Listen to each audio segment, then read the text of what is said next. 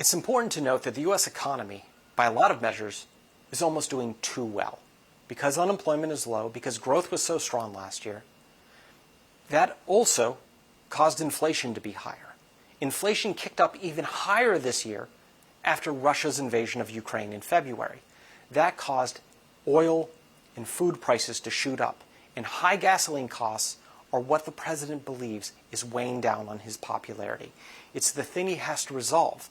And yet when I said, did you consider the risks of standing up to Putin and what it would mean for you in terms of domestic politics, his answer was, I am the president of the United States.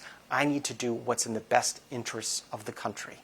And for him, backing down could have a series of ramifications, like chaos in Europe, China possibly taking over Taiwan, or North Korea getting more aggressive with its nuclear weapon ambitions. And he didn't want to see that.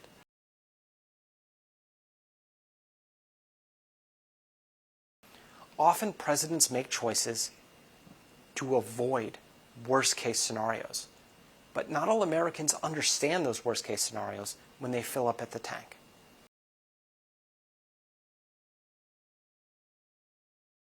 President Biden sees a country full of people whose lives were disrupted. They couldn't go to graduation ceremonies. They might not be able to go on dates or prom or mark important life events.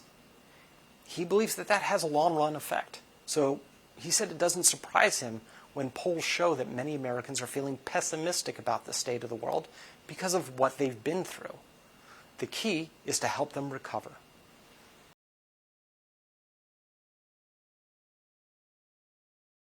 There have been a lot of reports that President Biden is frustrated, that he hasn't been able to connect better with the American people on why he sees the economy as being so strong. This was a president who wants to be understood, who wants his message to be resonant throughout the country. And that means, most likely, being able to take all of these complex economic and geopolitical issues and explain them at a kitchen table level. And I think that that was part of the reason why this interview occurred.